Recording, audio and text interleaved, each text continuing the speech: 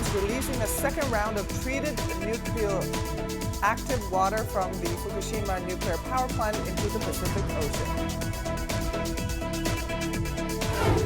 The World Trade Organization slashes this year's global trade growth forecast amid a manufacturing slowdown. And we visit Indonesia, the joint initiator of the 21st Century Maritime Silk Road, and look at its expanded cooperation with China under the Belt and Road Initiative over the past decade. Welcome to Global Business here on CGTN. I'm Xia Vandenberg in Beijing. Japan has begun its second release of treated nuclear contaminated water from the Fukushima power plant on Thursday. About 7,800 tons of water is expected to be discharged into the Pacific Ocean over the next 17 days.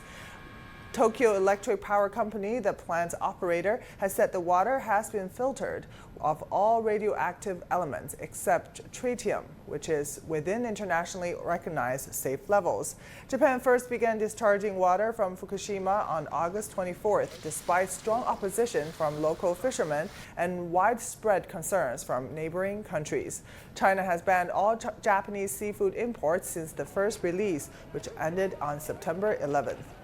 The crippled Fukushima power plant has more than 1.3 million tons of radioactive water stored in several large tanks, and the release is expected to take decades to complete.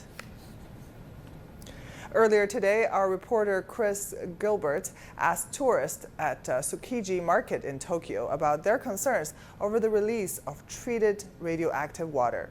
Tourists were worried the Fukushima wastewater could harm the next generation, seafood, and surrounding countries.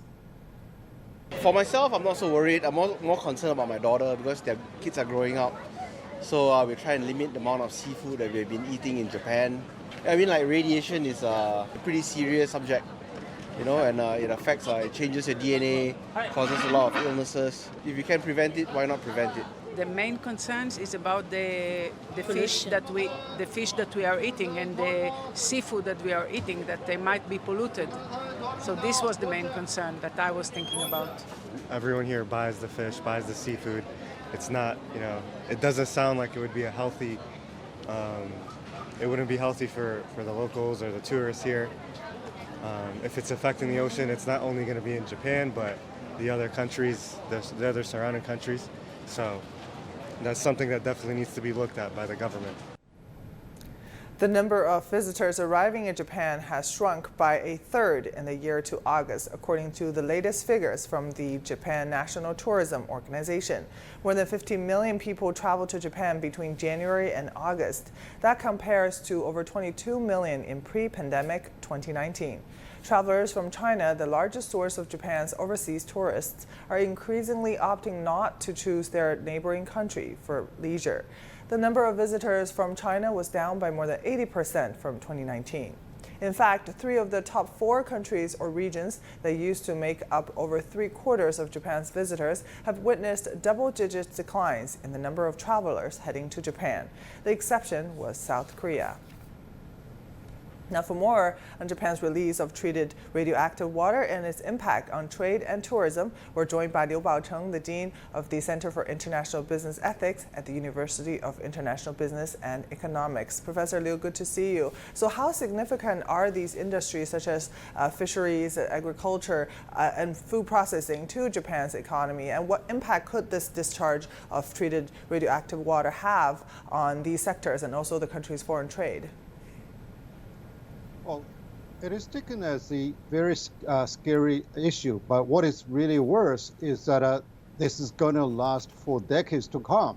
And that is why for all edible goods, be it aquatic, be it agricultural, and people are really concerned about the health and the proof that Japan has produced, although endorsed by the international organizations, are not really convincing to many of those consumers.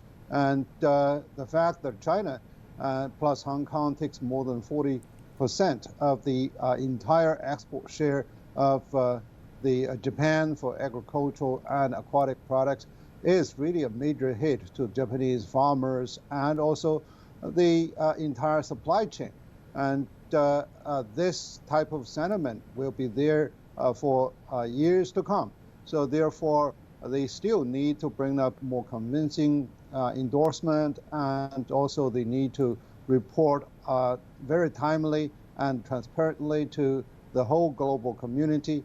So when China is really picking this issue up, actually China is really taking a responsible manner for the Chinese people, but also for the world, because we share a very small planet, and the radioactive stuff can really spread around the globe through the ocean.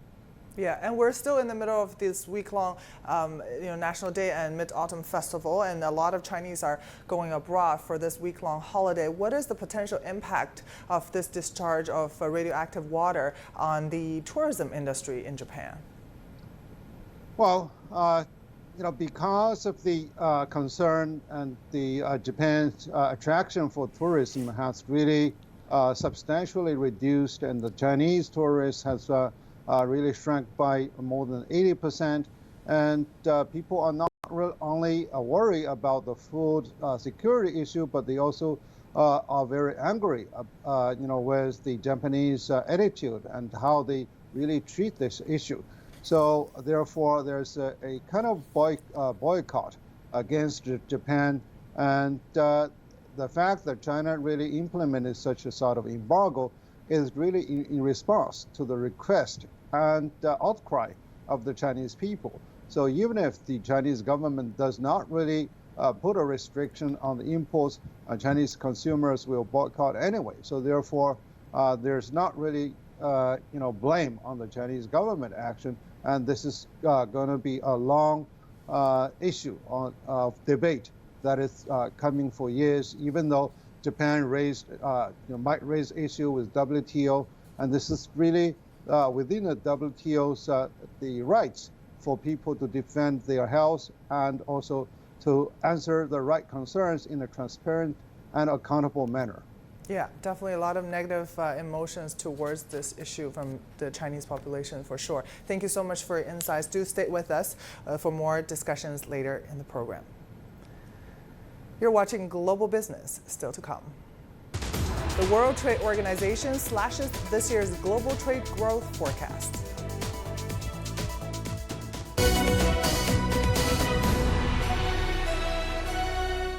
The world economy as we know it is about to change. Global business reports highlight emerging markets, developing countries, and dynamic sectors worldwide. We feature top analysts and newsmakers to provide perspectives on every facet of business. From an on-the-ground perspective, we provide you with balanced and objective assessments. Fast, sharp, and insightful. Global Business, only on CGTN.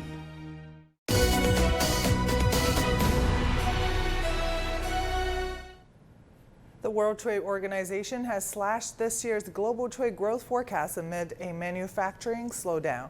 The Geneva-based organization predicts world merchandise trade will grow by 0.8% this year, down from 1.7% forecast back in April.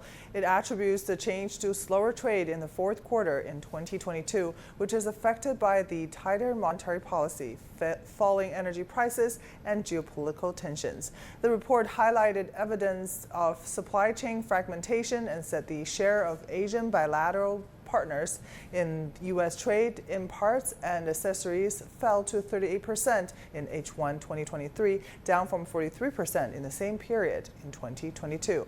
The Director General of the WTO urged nations to avoid protectionism and supply chain fragmentation. However, the organization stands pat on its 2024 projection, which remains nearly unchanged from the earlier estimate at 3.3%. Now, for more on the WTO report on global trade, let's bring back our guest, Mr. Liu Baocheng, Dean of the Center for International Business Ethics at the University of International Business and Economics. So, Professor, in light of the recent downward revision of this global growth projection by the WTO, what measures can nations take to mitigate the risks associated with supply chain fragmentation and also geopolitical tensions as highlighted in the report?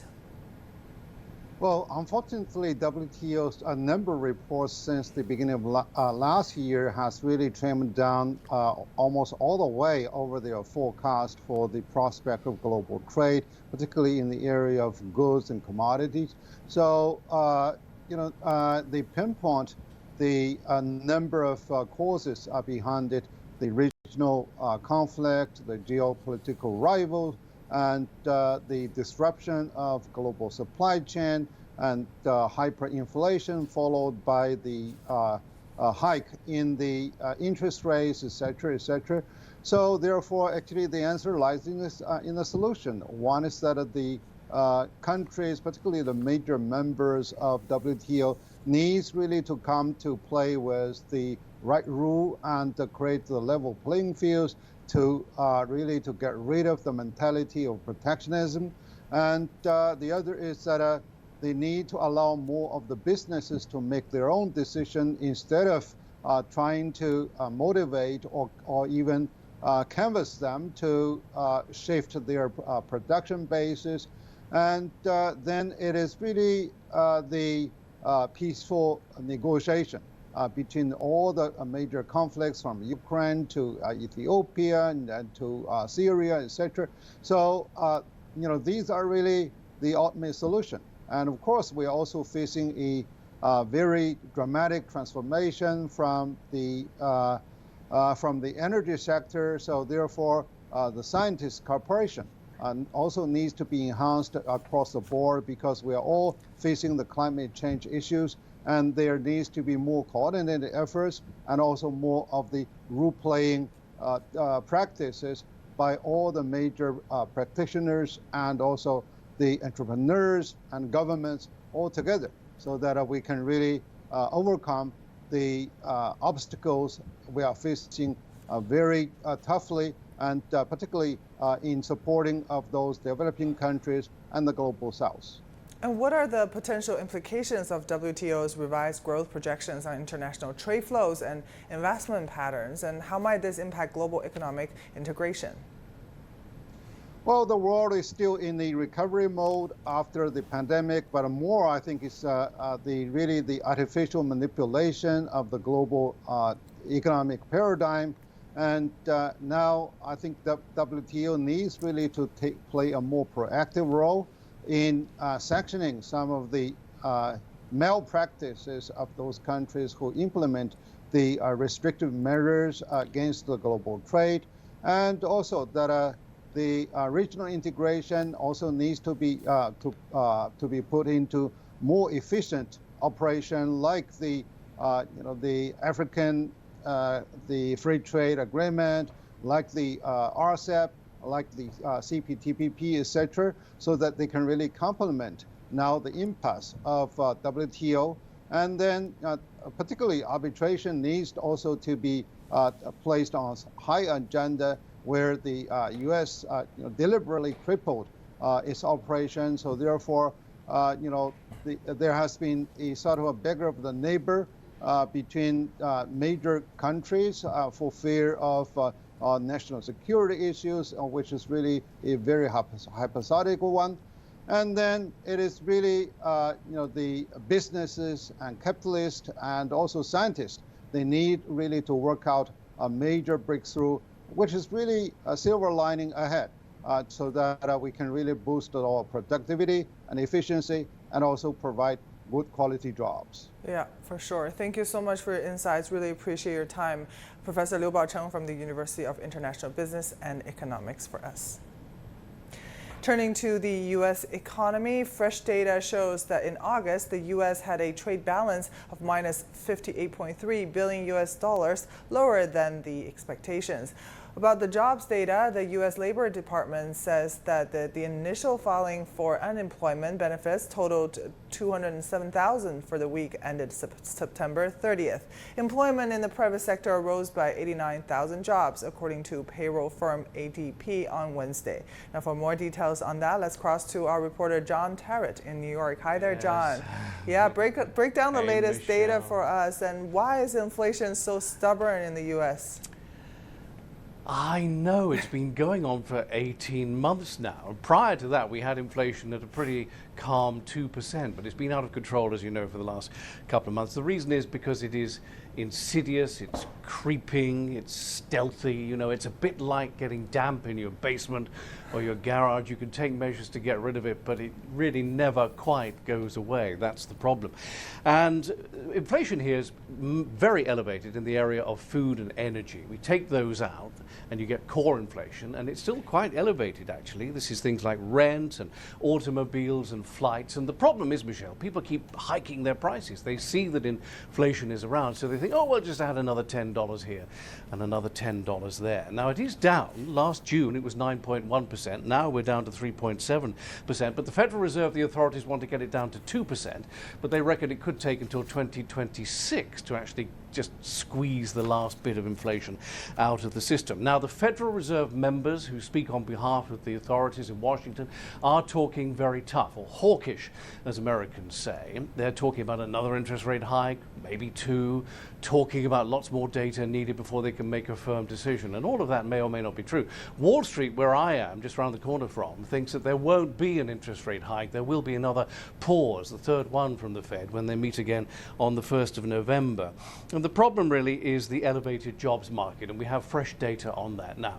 Yesterday, the ADP private jobs report was a downside surprise, so fewer private jobs created, so that's good if you're worried about inflation. Tomorrow we get the big government payrolls report. That's in 24 hours from now. And we've just had the weekly jobless numbers, and they were pretty unchanged. We were looking for them to be 210,000. They came in at 207,000. We thought the auto workers' strike and the knock-on effect of that would add many, many more than it did. So it basically goes to show you that the labor market here is still very tight. These fresh figures are incremental, and that's the best you can say about them. And as a result of that, we've got bonds up and the Dow down by about 112 points at the moment. In other words, everybody here, Michelle, is on wait-and-see mode. We really are waiting for more data to come in before we have a clear direction of where we're going. Yep. All right, thank you so much for that. Really appreciate it. John Terrett for us in New York. You're watching Global Business, still to come. We visit Indonesia, the joint initiator of the 21st Century Maritime Silk Road, and look at its expanded cooperation with China under the BRI over the past decade.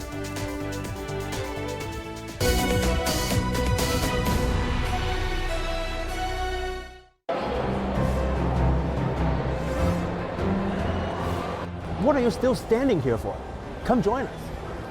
Take a flight, catch a train, hop on a bus. We are traveling to places of different cultures and languages. Мы ведем репортаж из Алматы, Казахстан. À Dubaï, aux Émirats Arabes Unis. Desde las calles de Rio de Janeiro. للمشاريع في Dhaka, Bangladesh. And what are we looking for? Infrastructure along the Belt and Road countries. Stories of how they promote growth and improve lives. Only on our special series of the New Silk Road.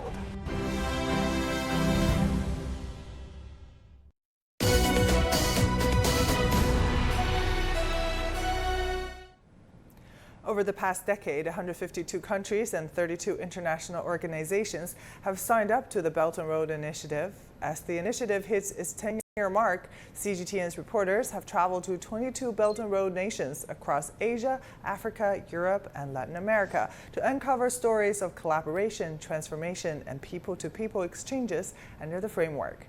In today's episode, we visit Indonesia, the joint initiator of the 21st Century Maritime Silk Road. It has expanded cooperation with China under the Belt and Road Initiative in various fields over the past decade. Located between the Pacific Ocean and Indian Ocean, Indonesia is an important maritime transport hub with obvious geographical advantages, and is also the joint initiator of the 21st Century Maritime Silk Road. Over the past decade, the Belt and Road Initiative has significantly enhanced trade connectivity between China and Indonesia, promoted the exchange of products and services, and improved market access. Two-way trade between China and Indonesia rose nearly 20% on a yearly basis to $149 billion last year, making China the biggest trade partner of Indonesia for 10 years in a row. Meanwhile, Chinese mainland companies invested over $8 billion last year in Indonesia, an increase of nearly 160% year-on-year, according to Indonesia's Ministry of Investment. That makes China Indonesia's second largest source of foreign direct investment. China has also become Indonesia's largest export market for palm oil, coal, steel, and agricultural commodities. Indonesia has also received investment from China, which has accelerated construction and improved infrastructures. The Jakarta-Bandung high-speed railway and the two countries' Twin Parks project are two major landmark China-Indonesia cooperation projects. As the two countries continue to strengthen their comprehensive partnership, China and Indonesia are expected to deepen sound collaboration in areas such as maritime and mining industries. Su Xinbo, CGTN, Beijing. In one of the world's most congested countries, a newly built railway eases the country's roads. Built with Chinese high-speed rail technology, Indonesia's Jakarta-Bandung high-speed rail is the first high-speed rail in Southeast Asia. Xu Xinchen reports. Look at this. Over 140 kilometers long, this rail links Indonesia's capital Jakarta with the country's fourth largest city, Bandung. Traffic has been pretty busy between the two cities. Pre-pandemic data suggests some 40 million cars commuted between the two cities every year, and another 4 million commuters used the intercity trains. The commute used to take at least 3 hours, but it could sometimes be more than double that. With high-speed rail, commute time has been reduced to less than 45 minutes. They're doing it very fast. I mean, to topping the station. Yeah. Right? Fernando Shuherlim is a young engineer from Jakarta who has been working on the Jakarta-Bandung high-speed railway for 3 years. We were able to get on board one of the test rides prior to the official opening of the rail service. Hey, sorry, excuse us. It's an honor for me actually, because this is also my first job since I was graduated from university in 2019. Suherlim joined the project in 2020.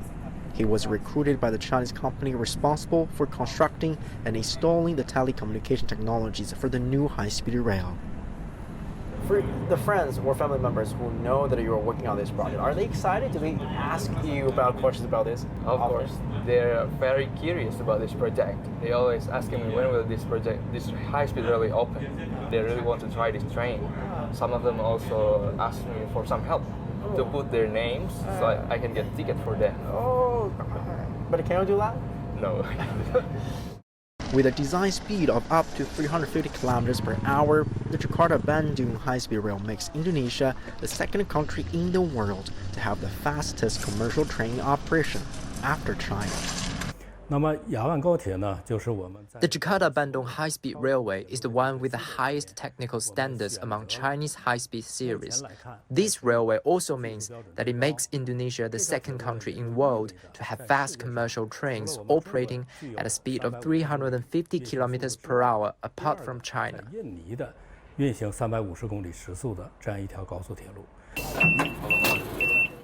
It took us about half an hour to reach the Kagalua station in Bandung. Here we go. Ooh.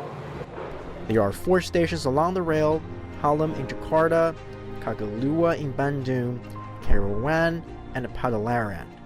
Rail transport has the advantages of large capacity for both passenger and cargo transportation, providing a great solution to rising logistics costs in Indonesia.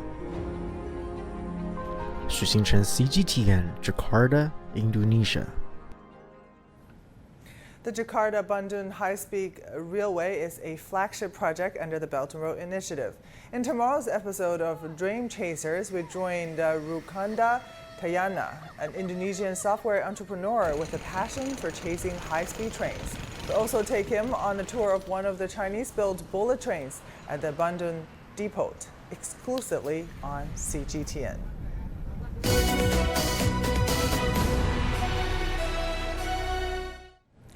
Now to some other headlines around the globe. Wall Street analysts warn the Federal Reserve's hiking cycle may end up hurting the stability of the U.S. financial system. JP Morgan and Goldman Sachs said there may be a risk of interest rate collapse if the Fed continues to hike rates. Meanwhile, U.S. bond investors' rising concerns over U.S. government spending has led to a steep sell-off, pushing Treasury prices to the lowest level in 17 years. The ballooning budget deficit is another factor contributing to the sell-off. The UK's media regulator Ofcom has asked for an antitrust probe into Amazon and Microsoft's dominance in the UK's cloud market, which Ofcom said was making it more difficult for UK businesses to use multiple service suppliers. In recent years, there has been a significant surge in the number of electric cars on the road.